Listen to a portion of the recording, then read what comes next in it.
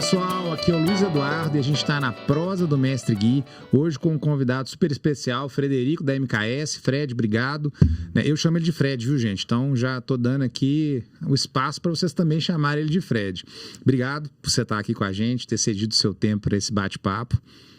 Eu agradeço muito a oportunidade, Luiz Eduardo, porque é uma chance de apresentar o nosso trabalho e a forma que a gente conduz as situações na engenharia. Legal.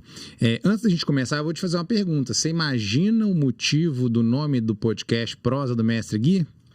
Sim. Antes até de eu te conhecer, eu já conhecia seu pai, né?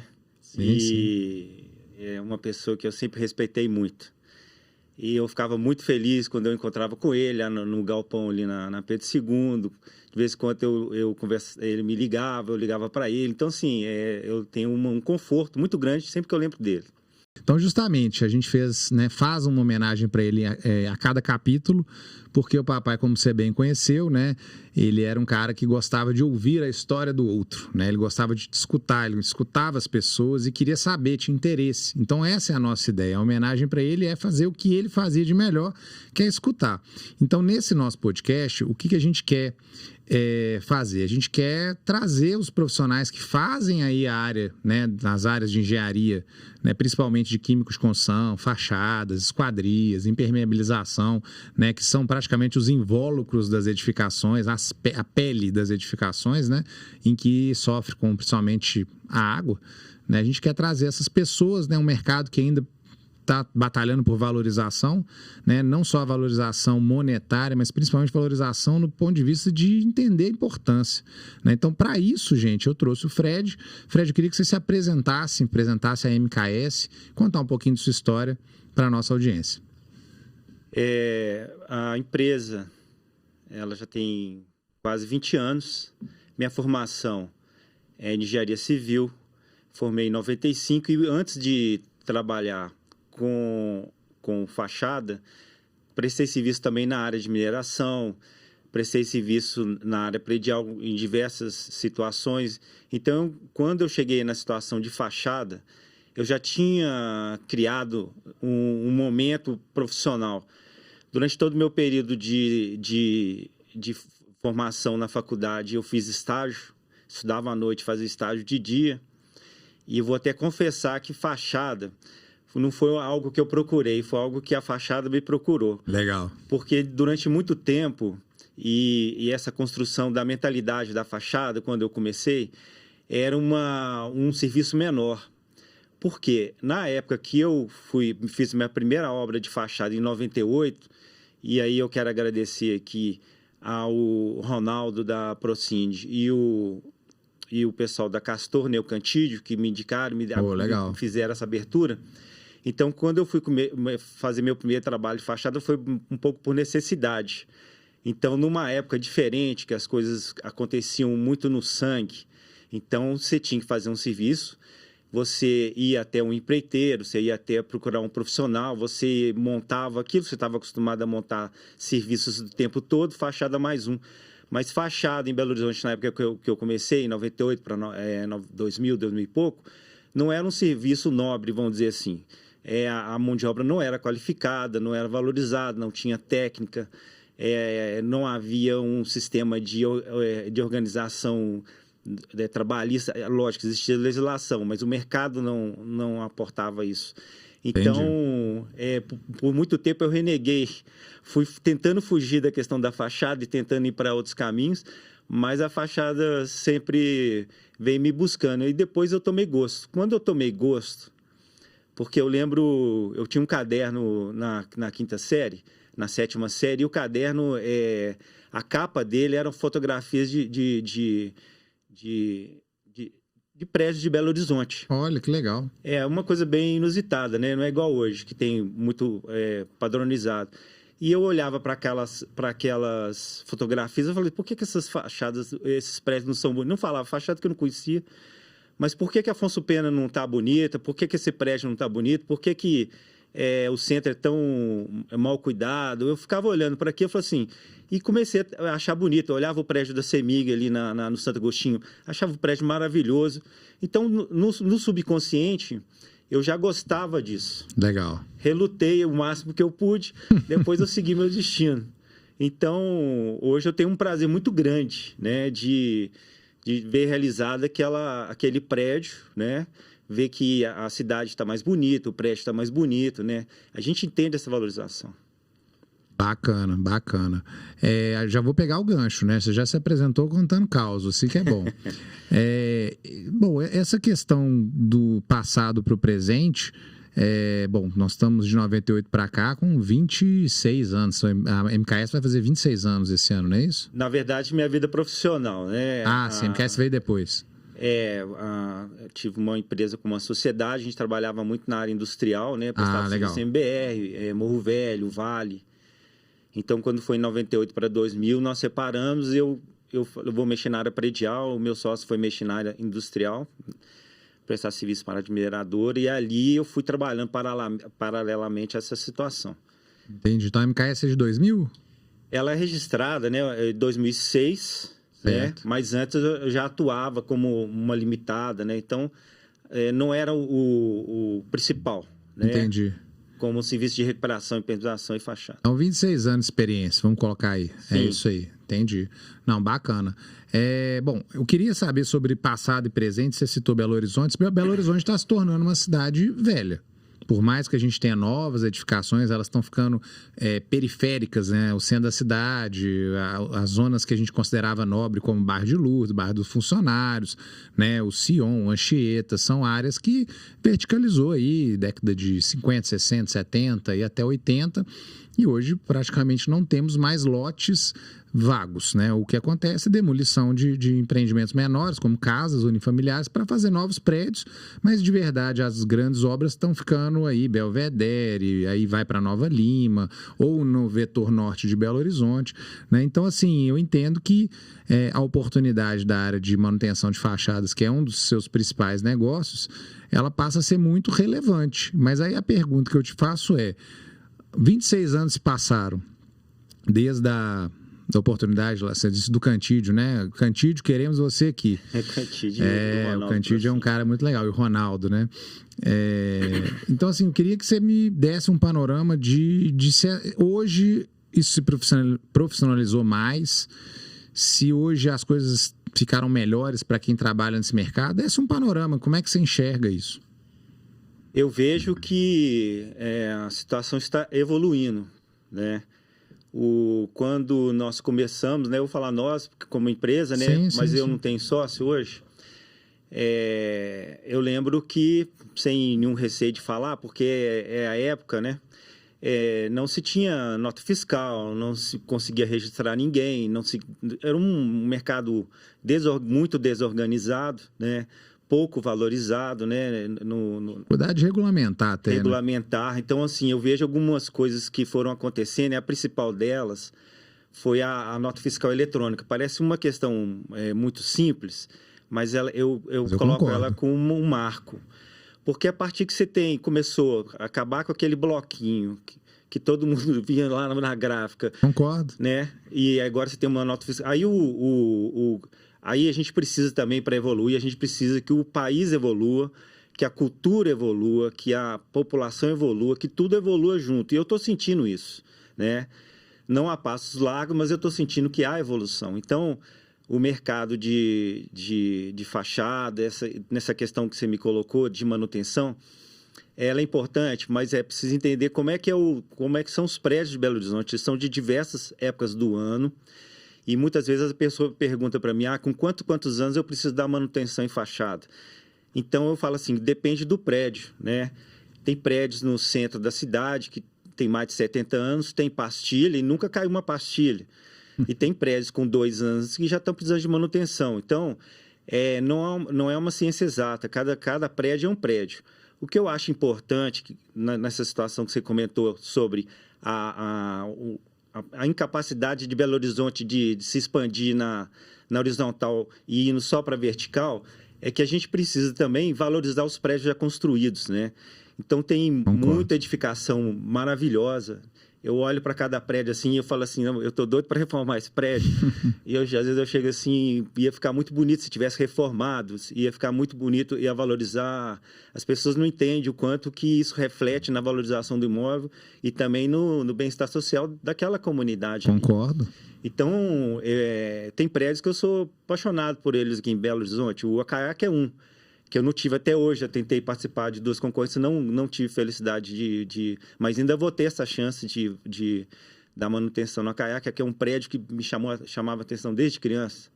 Um prédio gigante e com aqueles índios, né? Aquele negócio me chama. Como é que aquela estrutura daquele peso está ali parada ali, né? E tem muitos outros prédios maravilhosos. Feita há tanto tempo, né? E feita há quantos anos? É um prédio, salvo engano, da década de 30 ou 40. 40. É um prédio que tem abrigo antiaéreo, então já vem naquela época, né? Sim. Então você tem edificações maravilhosas em Belo Horizonte que precisam ser valorizadas. Às vezes não é com tanto investimento, né? É apenas um planejamento de manutenção. Não, bacana. Então, bom, eu concordo com você que a gente está evoluindo, né, do ponto de vista regulamentar, né, porque eu acho que o que você está querendo dizer aí, até para nossa audiência, é a questão de, muitas vezes o Fred, ele concorre com empresas que as pessoas não têm carteira assinada, não tem uma NR35, que é uma norma regulamentadora, principalmente para serviços em altura, e o que eu acho importante, Fred, é dizer o seguinte, né, a fachada é a pele, ela é a pele da edificação, né? E o serviço em altura, se ele não é o mais caro por metro quadrado, ele é um dos mais dentro da manutenção de uma edificação, porque você tem que trabalhar a parte hidráulica, tem que trabalhar a parte elétrica, os elevadores, que o pessoal dá muita importância, porque é um transporte vertical, que não pode romper cabo de aço, por segurança, mas a verdade é que as fachadas a gente percebe justamente isso, né? Uma desvalorização. O centro de Belo Horizonte, vamos combinar que ele ficou e está largado, né? Eu já vi aí algumas, né, falando de Belo Horizonte especificamente, eu já vi alguns comentários, algumas publicações de investimento para, né, vamos dizer, revitalizar o centro de Belo Horizonte, tanto o centro mais próximo da Savassi, né, o centro na época na parte mais inicial da cidade, sofreu ali muita intervenção, né, urbana e de obras de infraestrutura por conta de BRT, né, melhorou em alguns pontos, acho que isso melhorou, mas eu também vejo dessa forma que precisa, né? E eu queria que você me falasse agora em relação, bom, quem é o seu cliente? Muitas vezes ele é o síndico. Eu queria que você falasse um pouco sobre isso. O síndico é outro sistema que evoluiu, né? Que bom. O síndico, quando comecei a prestar serviço nessa área, né, comecei a ver, não é que eu enxerguei isso como um negócio nem nada, sempre foi muito intuitivo. Certo. Porque eu tenho um triste dado a comentar, que na minha turma de 100 formandos, eu acho que tem 10 na área. Então, assim, a engenharia ela veio deteriorando e a capacidade técnica ela veio. Muitos dos meus amigos tiveram, né, que largar a engenharia para montar uma empresa de comércio ou atacar em outra. Não, então, quer dizer, é uma luta de sobrevivência. Então, o condomínio, né, para a MKS, ela foi muito boa, porque o condomínio sempre tem alguma demanda, né? Então, no caso dos clientes hoje, o síndico que antes era uma pessoa que já estava lá há 15 anos, 20 anos, que morava lá, ele que controlava tudo, ele que decidia, ele que resolvia, foi evoluindo para a questão do síndico profissional e também para a legislação que ela existia, mas ela foi aperfeiçoada, mas a informação da responsabilidade, o que é um condomínio e qual que é a responsabilidade de um síndico. Então, a situação dos últimos anos, aí a mais curto tempo, né, ela tem evoluído bastante. Então, isso tem gerado para a MKS um pouco mais de segurança. Por quê? Nessa questão que você comentou a respeito da legislação do que você precisa para um trabalhador de altura, é sempre assim, à medida que a concorrência te aperta, você precisa dar um passo à frente. Então, à medida que antes eu disputava com qualquer eu tive que criar alguns diferenciais para destacar Então, assim, eu tive que manter um pessoal registrado, eu tive que fazer treinamento, eu tive que... hoje, agora, começou a partir do ano passado, ou 2 anos, o E-Social, você tem que fazer toda a comunicação. Então, essas questões, no início, elas podem ser um pouco complicadas, mas depois elas vão te diferenciando. Concordo. No primeiro momento, o síndico não vê isso. Não vê, mas eu vejo mas depois, assim... é longo prazo. Mas eu vejo que hoje ele está enxergando muito mais, né?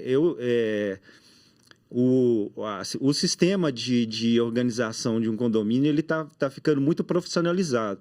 E eu brinco, eu tenho uma frase que eu falo: viver em condomínio hoje está sendo um desafio, porque você morar em um condomínio, ter um custo fixo e você precisa de um custo de manutenção, você precisa que essas intervenções no condomínio, na edificação que você mora, elas sejam um pouco mais duradouras e mais espaçadas, para você não ter uma concentração de custo em cima na sua mensalidade ali. Então, eu vejo também nessa colocação que você falou sobre os prédios do centro, há muitos insucessos de intervenção. Então, tem intervenções que o condomínio investe um dinheiro muito alto para algo que dura só 2 anos. Então, é um trabalho que a gente tem feito nos últimos anos, é trabalhar com materiais que vão proporcionar uma durabilidade acima de 5 anos. Então, tem prédios hoje que eu conheço, então eu vejo um prédio, eu sei mais ou menos, hoje, não é porque é a minha vivência, né? Não sou melhor que ninguém. Mas eu vejo o prédio, eu vejo o histórico, faço a anamnese dele, eu vejo o que eu enxergo de detalhe. Tem prédio que eu acho que eu consigo até dar 10 anos de garantia na manutenção que eu posso dar. Por quê? Eu sei o que eu estou vendo, mas tem prédios que eu não passa de 2 anos, quer dizer, depende muito como é que ele está, quem construiu, como é que ele está sendo manutenido, o que foi feito, como é que está dando a sequência, né? Então, assim, não é uma ciência exata. Concordo. Cada fachada é uma fachada e ela exige situações diferentes de abordagem. Nossa, achei espetacular. Você falou 2 coisas aí que eu quero ressaltar para quem está nos escutando. A gente é muito técnico, gente. A gente é muito técnico. Então, ele falou 2 coisas que pode ter passado despercebido. Uma delas, se você que é síndico profissional e está escutando a gente agora, ou construtor, ou você reforma, ou você às vezes é um concorrente do Fred, não tem problema não, o mercado está aí para todo mundo, né, Fred? Mas você falou uma coisa importantíssima, né? O condomínio ele tem o custo fixo dele, ele precisa ter um custo extra, né? Manter, para ter como ele pagar por essas manutenções que está lá no manual de uso e operação. E que muitas vezes nem tem esse manual, né? E quando tem, muitas vezes eles nem leem, né? Mas, enfim, então o que você tem colocado, pelo menos em prática, é manutenções que reduzem, né? Ou melhor, aumentam o tempo, espaço de tempo, né? Reduz essa manutenção prévia. Ou seja, o cara, ao invés de fazer a próxima manutenção em 5 anos, que seja, ele vai fazer em 10. E isso reduz o custo global. Isso é algo que tem que ser pensado em planejamento e não em momento de licitação. Então, isso é um recado legal. Esse eu acho que é o primeiro ponto. Tem que se pensar o seguinte, o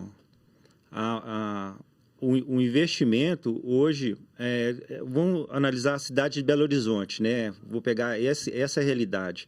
É uma cidade relativamente nova, né? Sim. 100 anos. Então, nós temos prédios, edificações, o primeiro financial, né, que é o mais famoso. Então, você tem prédios a partir dos anos 40. Então, nós estamos pegando uma curva um sistema de necessidade de manutenção que está agora batendo na porta. Concordo. Diferente de você estar trabalhando numa cidade que tem Paris, vamos dizer assim, que tem lá... Paris tem 4 mil anos, mas estou falando questão de prédio, sei lá. De verticalização. Isso, tal. Então, você precisa trabalhar essa questão de entender, e tem outra questão também que é social, né? As pessoas que começaram com a cidade também, eles estão começando hoje, vir uma outra geração, uma geração mais nova. As pessoas que nasceram na década de 20, 30, 40, 50, elas estão, uma questão de vida falecendo, agora estão vindo uma outra geração e os prédios são os mesmos, né? Então, você precisa entender que muitas das pessoas que eu vejo nos condomínios, muitas pessoas não estão preparadas para morar em condomínios. Se você tem um salto muito grande de custo, né? Por conta de uma fachada que você tem que trocar, por conta do pelotismo que você tem que substituir. Então, você tem ali no final depois que você aposenta, você tem que ter uma estabilidade de despesa, né? Você não pode chegar assim, você planejou, tem uma certa renda, e vou morar num prédio que eu batalhei, que é um apartamento bom, e você não pode ter um condomínio de 3, 4, 5 mil reais, que isso aí não se sustenta, né? Não sustenta. Você tem outras despesas na sua vida. Isso eu estou extrapolando um pouco o assunto. Mas eu concordo. Não, mas faz sentido, está dentro do assunto. Né? Então, você precisa realmente raciocinar que se você vai morar num prédio e esse prédio precisa ter uma previsão de gasto, ele precisa ter manutenção também previsível, né? Então, eu tenho um prédio hoje, eu já tenho uma situação que tem prédios que eu estou fazendo a terceira manutenção. Então, eu já tenho dados no qual o contrato que eu executei agora pela terceira manutenção, em valores absolutos, ele é 70% do valor do que pagou há 10 anos atrás. Vamos dizer assim, cada vez que você dá uma manutenção, o custo da manutenção da faixa está caindo mais, né? Entendi. Então, vai ficando um pouco melhor, né? Entendi o raciocínio. Estou esticando isso de 5 para 7, 7 para 8. Você tem algumas intervenções, algumas atividades que você pode fazer nesse intervalo, você pode esticar até para 10 anos. É uma questão de você fazer uma vistoria, um acompanhamento. Mas né? Você acha que tem maturidade para... Não para você, porque você já entendeu isso, mas você acha que os condomínios ainda têm maturidade? Como é que comunica isso para eles, né? Acho que o que o Fred quis dizer aqui, basicamente, é que você fazendo a manutenção, a do carro é o contrário. Quanto mais manutenção, ela vai ficando mais cara em valores absolutos, porque começa a ter que trocar muita peça, que no início da operação você não troca, né? Mas, pelo que você está me contando aqui, contando para a gente, na verdade é que você fazendo a manutenção em valores absolutos, esse valor no futuro vai diminuindo em relação às primeiras. É mais ou menos isso, né? Um exemplo assim, em números, né? Mas, hipotéticos, né? Alguém que me contratou há 10 anos atrás ou 15 anos atrás pagou 100 mil. Hoje, para dar manutenção de uma fachada, está pagando 70 mil. Está pagando 60 mil, vamos dizer assim, contratando, né? Vamos dizer. E não está pegando... porque a primeira manutenção foi 100, agora porque teve inflação, porque teve descontando isso. Não, Até contando isso? Se a primeira manutenção foi 100, hoje, mesmo com correção, tudo... Então sai de graça, pô. Por quê? Porque quando eu cheguei, por exemplo, vou pegar um prédio aqui na Savassi. Quando eu cheguei, eu peguei o prédio assim, cerâmica caindo, junta de dilatação deteriorada, sem impermeabilização, completamente abandonado. Então, quando eu chego 7 ou 8 anos depois, como eu já dei a primeira manutenção, a situação já está estabilizada. Então, não tem mais essa demanda para eu repetir, né? Então, entendi. Agora eu entendi. Desde que a primeira manutenção tenha sido feita por você, porque você pensou isso lá atrás e convenceu o condomínio que era melhor espaçar essa manutenção. É mais ou menos nesse sentido? Na medida que a gente chega para o condomínio, né, e informa para ele que ele precisa, de vez em quando, fazer uma vistoria e a gente verifica que a fachada está em bom estado, mas o síndico, que por coincidência são os mesmos, né? Eles a gente nem chama, né? Podia até criar um sistema desse, mas eles ligam para a gente, precisando dar mais uma manutenção. Legal. Então, quando a gente chega, a situação não é a mesma daquele primeiro momento. Entendi. Então, não tem razão para você gastar a mesma quantidade de material, a mesma quantidade de mão de obra, né? Uhum. Bom, bacana, gostei. Eu vou aproveitar que você deu um pequeno causo, né, sobre esse prédio. Queria que você contasse outro causo, né? Uma situação que você viveu, pode ser outra, você já deu uma, ou de sucesso ou de insucesso, que foi uma lição aprendida para você como profissional, que você gostaria de dividir com a nossa audiência relativa ao que você faz. Bom, hoje eu tenho que agradecer a oportunidade de ter reformado o edifício Niemeyer na Praça da Liberdade. Acho que foi um dos maiores desafios da minha vida, né? Foi um desafio muito grande e eu tenho que agradecer que à época era o síndico Reinaldo da Top Síndicos, né? Ele me chamou, haviam muitos outros orçamentos, né, para mas estava um valor que estava extrapolando muito a capacidade de pagamento dos moradores, né? Uma inadimplência, tinha uma certa inadimplência no condomínio, quer dizer, é uma situação que chegou para mim e falei que você precisa resolver isso aqui para mim. E eu aceitei aquele desafio, aceitei o desafio como também uma oportunidade. Sem dúvida, até para quem não conhece o edifício, né? Não é todo mundo que é de Belo Horizonte. Isso. É um prédio, como o nome já diz, edifício Niemeyer, né? Foi projetado pelo Oscar Niemeyer. É um prédio que fica na Praça da Liberdade, né? É praticamente um cartão postal, né, da praça, e que o Frederico está contando para a gente que teve a honra aí, né, e o privilégio de poder, né, dar manutenção. É um prédio que eu utilizei toda a minha experiência ali, porque eu tinha um orçamento reduzido, né? Eu tinha que cumprir aquela demanda, tinha que apresentar a realidade, né? De conferir aquele prédio, o que ele merecia. É um prédio que era muito visado, né? Então, assim, tinha hora que minha esposa passava na porta, mas não tá andando a obra. Então, era assim, muita gente foi todo mundo de olho. Todo mundo de olho, né? Então, assim, lá eu tive a oportunidade de verificar, usar tudo que eu sabia, né? Tudo que eu pude, aprendi. Legal. E eu vou te falar que por 2 vezes eu achei que não ia dar conta, né? Assim, com toda a humildade, eu falei assim, nossa, isso aqui não vai dar certo. Então, com muita calma, com experiência, né?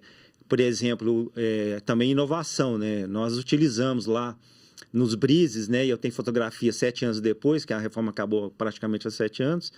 Nós utilizamos em cima dos brises, né? Que não poderiam ser pintados, né? Nós não poderíamos aplicar outra argamassa em cima, porque tinha toda uma restrição. Nós aplicamos lá o Encefob, da MC Balchemi, e você vai lá hoje, só está sujo de poeira, não tem lodo. Então, para quem não sabe, o Encefob ele é um hidrorrepelente de base silano-siloxano. Então, né? Foi uma ótima utilização naquelas curvas, né? E depois de 50 anos de intervenções mal sucedidas ali, nós utilizamos o EPS, né? Então, nós pegamos umas faixas de EPS, mandamos confeccionar para acompanhar a curvatura, para fazer as bordas, né? Então, nós tínhamos tinha um laudo que demandava demolir toda a caixa de escada, né? Para retirar todas aquelas pastilhas. Nós batemos em cima falando, nós não vamos demolir essas pastilhas, nós vamos recuperar as pastilhas, não demolimos. Tinha também outros laudos que informavam algumas situações que praticamente obrigavam a remontar o prédio, né? E nós não vamos insistir e vamos preservar o que existe, né? Então, ao final foi bom, né? Você está acompanhando a obra, pelo visto? Eu tenho agora, né? Houve uma mudança de sindicância e eu estou cobrando deles, né? No bom sentido, porque o prédio antigo ele tem outras demandas, de elevador, tem demanda de outras situações. Mas eu estou solicitando a eles para não deixar a manutenção muito longe, né? Claro, senão você perde vida útil. Aí o que é barato agora sairá bem mais caro depois, né? Acho que é isso, né? Se der uma manutenção agora para ratificar o que foi feito há 7 anos atrás, sim, não vai precisar gastar aquilo que gastou há 7 anos atrás. E eu estou alertando isso, né? E eu estou conversando com o atual síndico profissional que está lá e vamos ver se a situação avança. Bacana. Para a gente encaminhar para o final, porque passa rápido, viu? Já foi mais de meia hora. O papo, quando tá bom, Fred, passa rapidinho. Para a gente encaminhar para o final do nosso podcast, a gente quer saber do nosso convidado quem são seus mentores, né? Vida pessoal, profissional, fica à vontade para citar e dar o crédito para essas pessoas que formaram, né, a pessoa Frederico, o profissional Frederico. Bom, eu tenho que agradecer a muitas pessoas, algumas eu já citei aqui, né? Claro, citou. Eu fiz estágio toda a minha época de faculdade, quer dizer, agradeço muito aos engenheiros que me deram essa oportunidade de estagiar nas consultoras deles, né? A não ser essas pessoas de curso superior também, aos mestres de obra, aos pedreiros, aos serventes, eu sempre estou escutando todo mundo. Então, mas em termos de mentor, eu tenho uma pessoa muito clara na minha vida, que é o meu professor de matemática, né, do segundo grau. Olha só. Estudei no colégio militar e eu tinha uma dificuldade muito grande com matemática. E eu dava o psicotécnico, falava que eu tinha que ir para a área de humanas, né? Olha só. Psicólogo. Então, esse professor, como eu estudei no colégio militar, ele é o tenente-coronel Couto, ele tinha uma didática fantástica. E ele abriu na minha mente o raciocínio lógico, o raciocínio de exatas. Então, a gente começou toda a análise combinatória, Sim. toda aquela... ele ensinou... a forma dele trabalhar, ensinar, a didática dele, eu uso muito nas minhas perícias, né? Ele tinha uma técnica. Então, eu agradeço muito a ele. Você lembra do nome dele? Couto. Era tenente-coronel Couto. Ah, perfeito. E então, assim, ele abriu para mim, na minha mente, que eu não conhecia, porque até a 8ª série eu pegava recuperação em matemática. Olha só, quem diria? A questão das exatas. E a partir desse momento, eu fui caminhando, o destino foi caminhando, né? Virou a chave. Virou a chave, você vê que como é que a vida conduz, né? Você vê que na época eu olhava meu caderno de 5ª, 6ª série, as fachadas lá no caderno, né? As fotografias dos prédios de Belo Horizonte. Sim. Então, ele me fez e não ter medo de ir para uma faculdade de engenharia. Ele me criou um raciocínio de lógica e de exato. Então, isso aí é o meu mentor principal, é o que me conduziu, né? Legal. O resto tudo foi consequência, eu acho. Bacana, gostei, achei curioso. Você vê lá de trás da escola primária, né? Segundo grau, mas ainda antes do 3º grau. Bacana. E para a gente fechar, Fred, né? Eu sei que passa rápido, mas, bom, a Dalminas, que é a realizadora da prosa do Mestre Gui, ela tem um slogan, um tagline que é tranquilidade que dura. E eu queria que você me falasse o que para você, né? O que você sente, o que para você é tranquilidade que dura. Bom, a primeira é a satisfação pessoal, né? Você quer entregar algo que dure, né?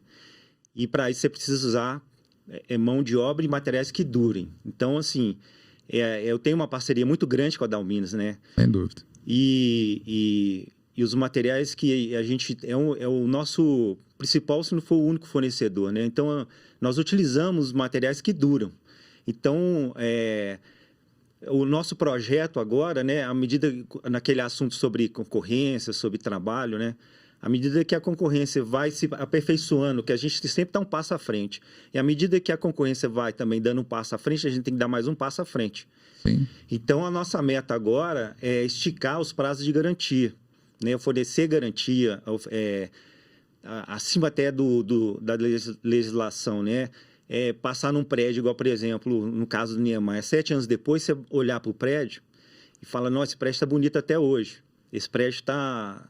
Então, assim, essa satisfação pessoal é a questão da durabilidade das coisas, quer dizer, eu não tenho interesse também de fazer uma manutenção no prédio em 3 anos, eu quero ver aquele prédio bonito por muitos anos, então, tudo passa pela mão de obra, pelos materiais e pelo processo. Sem dúvida, bacana, gostei. Queria te agradecer a sua disponibilidade, adorei os causos, você contou boas histórias, né? Acho que a gente aprendeu bastante aí com o que você trouxe pra gente e fica espaço aberto para você também fazer seu agradecimento. Quero agradecer a você, Luiz, a grande oportunidade, ao seu pai também eu quero agradecer muito, me ensinou muito e nada é por acaso, né? Não. Então tudo acontece na medida e na hora certa. É isso. Te agradeço muito. Obrigado. E você, espero que tenha gostado do nosso podcast de hoje, tenha aprendido um pouquinho sobre fachada e tudo mais que envolve essa parte, né, de manutenção. Então, se você é síndico e gostou desse assunto, a gente vai falar ainda muito mais em outros episódios e na próxima semana a gente vai trazer mais convidados. Até